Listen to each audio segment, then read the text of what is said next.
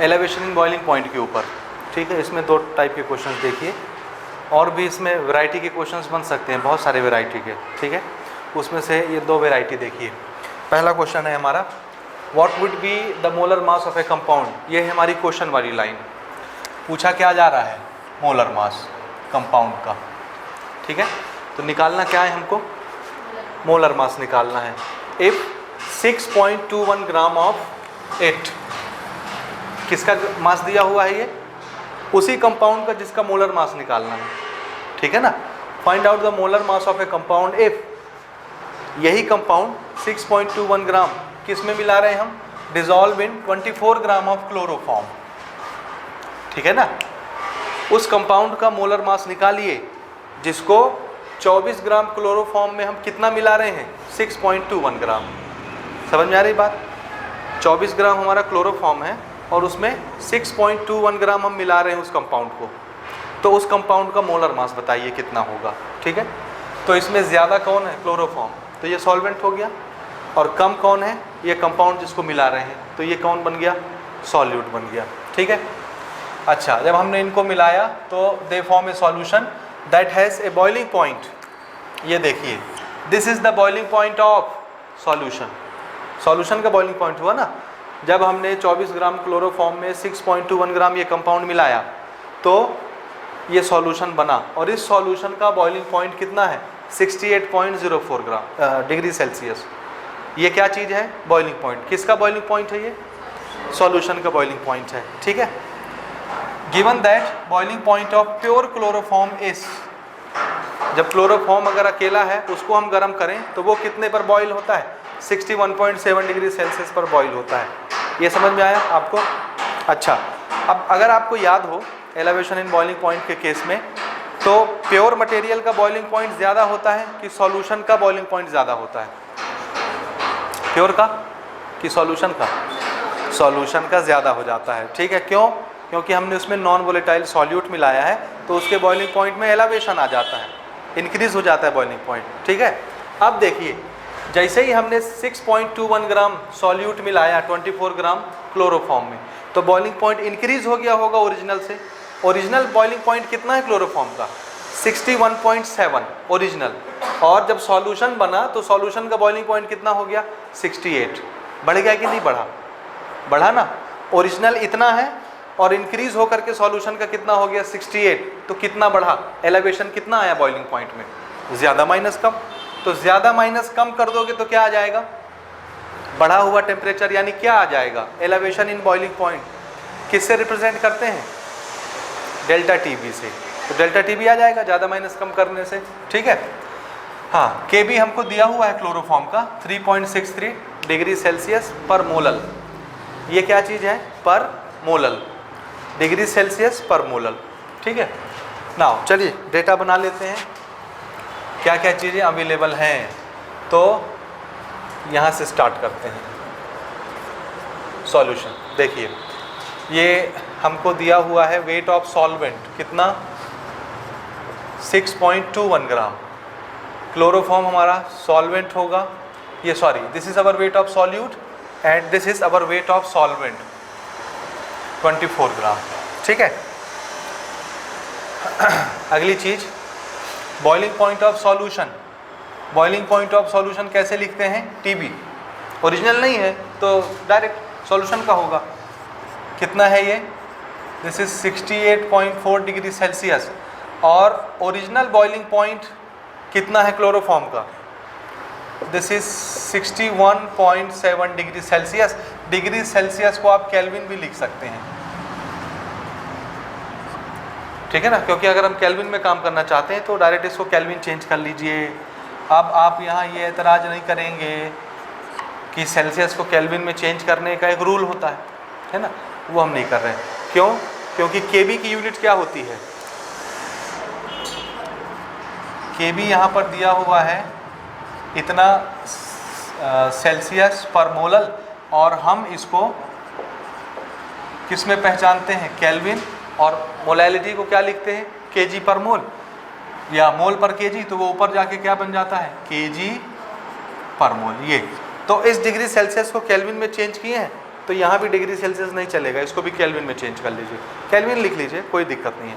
यहाँ आपको चेंज नहीं करना पड़ता ना कि डिग्री सेल्सियस को फिर केल्विन में बदलो 273 लगा के, ठीक है ना, वो नहीं करना है, डायरेक्ट आप इसको एक्सचेंज कर सकते हैं, ठीक है। या आप चाहें तो डिग्री सेल्सियस पर भी काम कर सकते हैं, यहाँ से ये कट जाएगा डिग्री सेल्सियस, जो भी हो सेल्सियस में भी आप काम कर सकते हैं, ठीक है। अब हमारे पास ये इतनी सारी चीज़ें आ गई, ठीक है ना। हमको मोलर मास निकालना है, तो मोलर मास निकालने के लिए हम अपने फॉर्मूले पर आते हैं, ठीक है। हमारा फॉर्मूला है delta T B is equal to K B into molality, है ना, और मोलैलिटी में छुपा होता है मोलर मास, ठीक है। मोलैलिटी को आप क्या लिखते हैं, this is wait of solute, या एक स्टेप और अगर इसको बनाएं हम, मोलैलिटी क्या चीज़ है, number of moles of solute divided by mass of solvent in KG, solvent KG में होना चाहिए, यही होता है मोलैलिटी में। अब number of mole of solute को आप क्या लिख सकते हैं, मास of solute, molar mass of solute, and this is mass of solvent in KG, ठीक है ना, ये हो गया। तो यहाँ से हमको निकालना है ये मोलर मास ऑफ सॉल्यूट निकालना है MB, तो इसको एक तरफ कर लेते हैं, molar mass of solute is equal to, ऊपर क्या है भाई यहाँ WB WA, ये नीचे आ गया डेल्टा TB, और ऑलरेडी यहाँ पर क्या था KB, ये, ठीक है। तो मोलर मास निकालना है तो ये सब चीज़ें हमको पता होनी चाहिए। अब यहाँ से देखिए क्या क्या चीज़ें हमको मालूम है, KB दिया हुआ है, वेट ऑफ सॉल्यूट, ये रहा wait of solute, wait of solvent, ये रहा वेट ऑफ सॉल्वेंट, लेकिन ये किस में होना चाहिए, केजी में। इसको केजी बना सकते हैं आप, क्या करना है केजी बनाने के लिए, आप चाहो तो पर 1000 का मल्टीप्लाई कर लो, या ग्राम की जगह क्या लिख सकते हो 10⁻³ केजी हो जाएगा। जैसा जहां आपको करना है कर लीजिए, 10⁻³ लिखेंगे तो ये 3 डिजिट इधर आ जाएगा, 0.024 केजी हो जाएगा, यहीं पे चेंज कर लिए, या चाहो तो यहीं 1000 लगा के कर लेना, जैसे आपकी मर्जी। डेल्टा टीबी मैंने अभी आपको बताया कैसे निकलेगा, डेल्टा टीबी कैसे निकलता है, बढ़ा हुआ temperature minus original temperature boiling point वाला, ऐसे निकलता है। बढ़ा हुआ कितना है क्वेश्चन में 68.404 माइनस ओरिजिनल कितना था 61.7, घटा के बताइए कितना आता है, कितना आएगा हाँ कितना 6.3, ठीक बताए हो ना, ठीक निकाले हैं, 6.34 आ रहा है, ठीक है। डिग्री सेल्सियस या केल्विन जो भी आपको लिखना है, ये हो गया। अब हमारे पास सारी चीज़ें अवेलेबल हैं, पुट करिए, मोलर मास निकाल लीजिए, ठीक है। KB है 3.63 और this is 6.21 divided by change in temperature हमने निकाला 6.34 इंटू 0.024, ठीक है। ये हमको मोलर मास दे देगा उस कंपाउंड का जिसका मास 6.21 था। कितना आ रहा है, कितना आ रहा है 148.15, ठीक है। कितना आ रहा है 148.15, दिस इज ग्राम पर मोल, क्योंकि this is molar mass of compound, ठीक है ना। ये आएगा इसका आंसर 148.15, ठीक है, नोट करेंगे।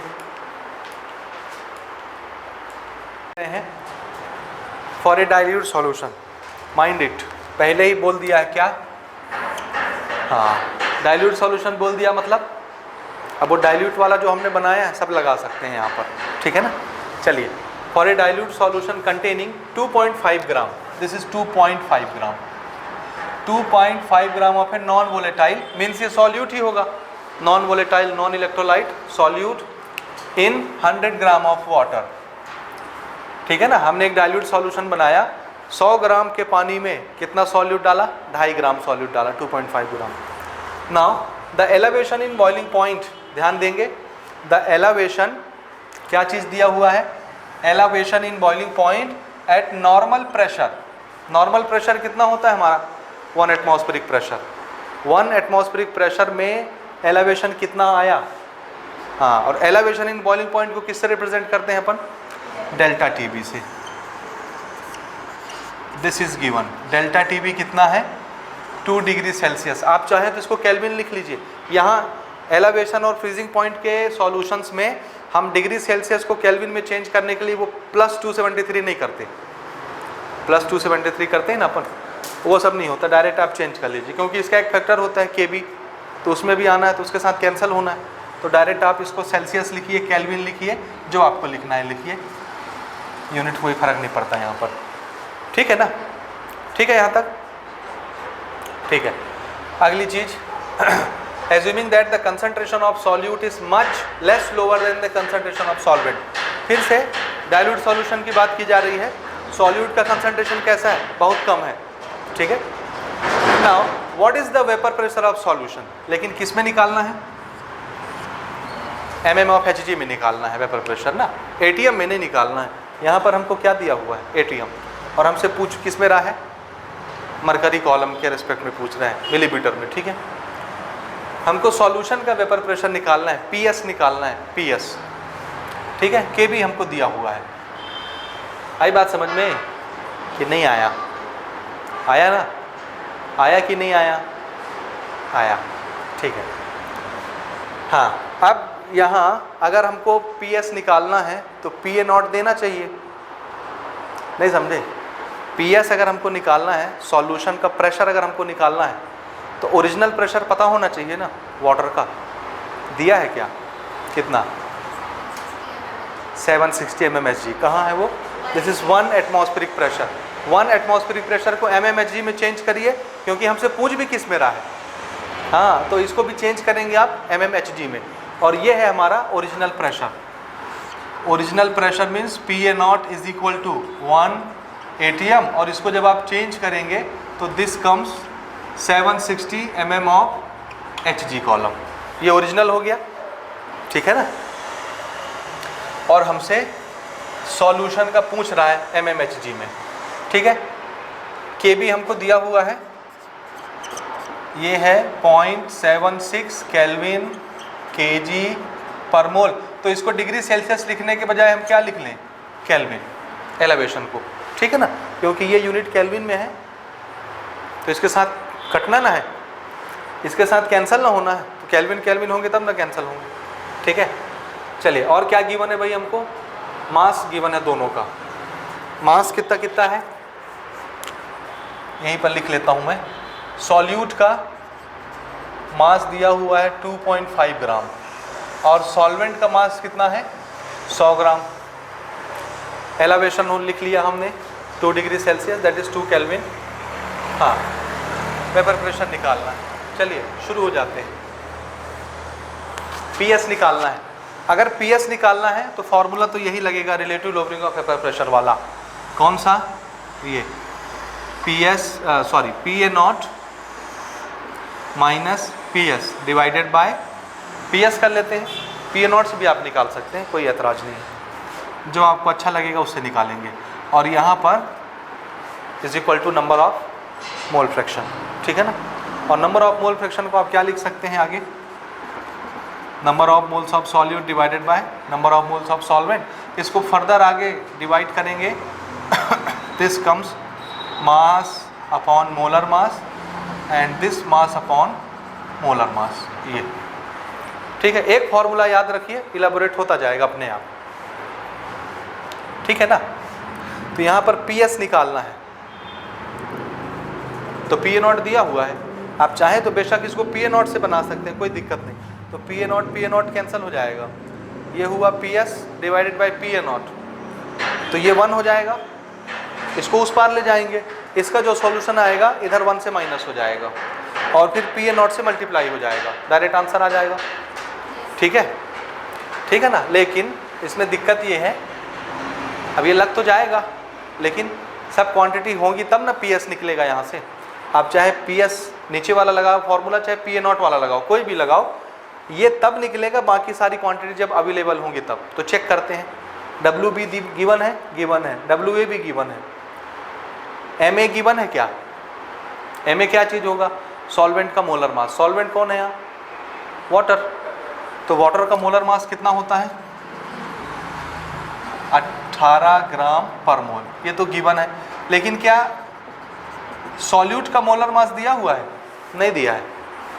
सॉल्यूट का मोलर मास नहीं दिया हुआ है, बात ध्यान से समझिएगा।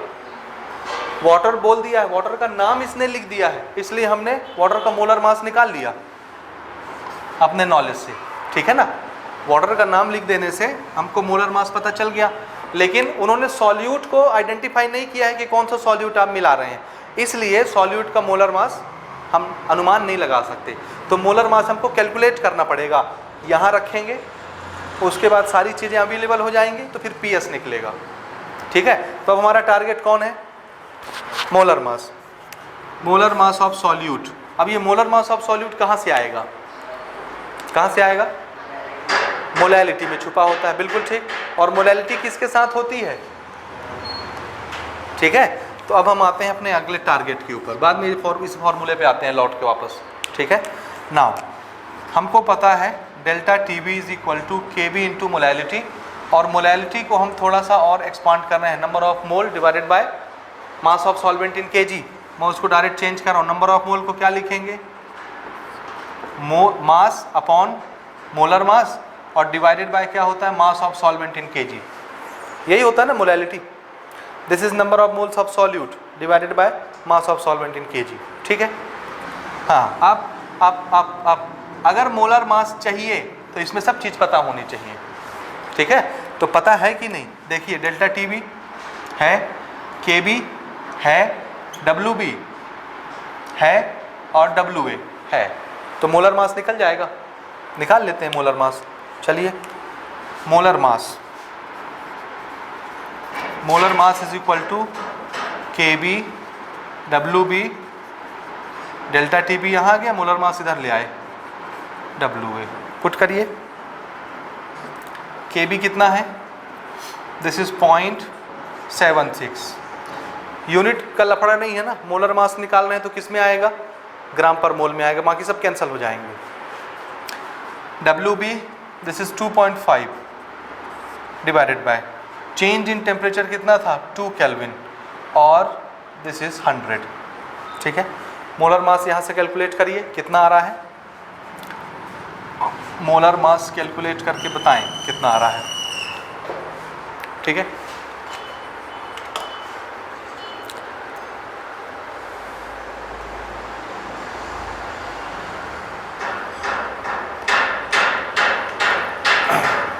हाँ, ये मोलैलिटी है, तो मास ऑफ सॉल्वेंट किस में होना चाहिए? केजी में। तो मास ऑफ सॉल्वेंट को आप केजी में चेंज कर लेंगे, यहाँ केजी लिखेंगे ना, ग्राम तो नहीं होगा। तो केजी में चेंज करने से कितना होगा? ये केजी, इसको केजी में चेंज करिए, 10⁻³ लिखेंगे तो दिस इज 0.1 केजी, ठीक है ना। तो 100 की बजाय क्या आ गया? ये 0.1 केजी, ठीक है। इसको सॉल्व करेंगे, सॉल्व करिए।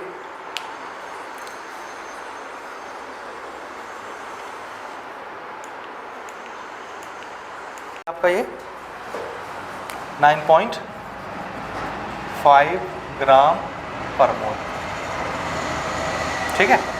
मोलर मास कितना आता है? 9.5 ग्राम। अब हमको मोलर मास पता चल गया है, हम मोलर मास यहाँ रख सकते हैं और प्रेशर निकाल सकते हैं, ठीक है। चलिए शुरू करते हैं अपन।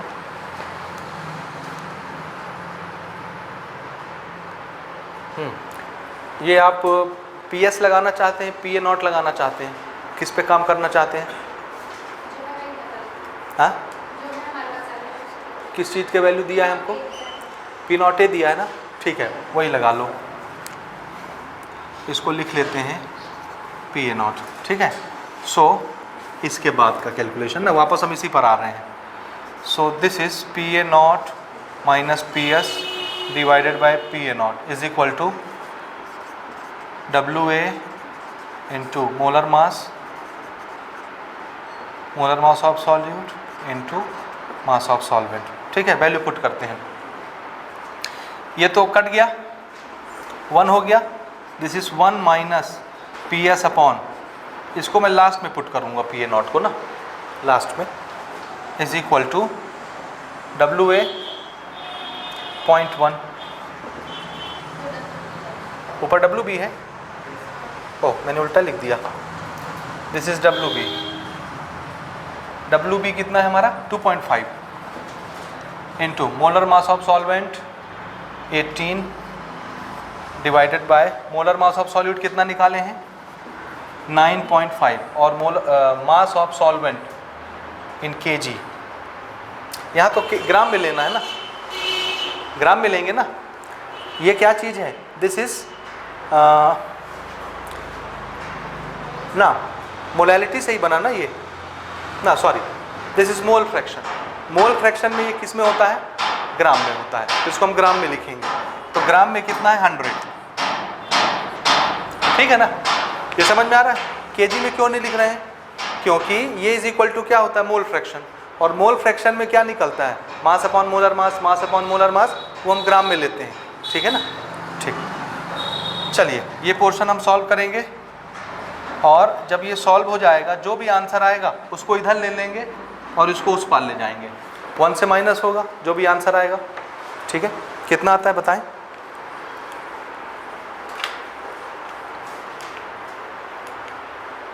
इसमें हमारा आंसर कितना आता है इसको सॉल्व करने से, दिस इज 0.047।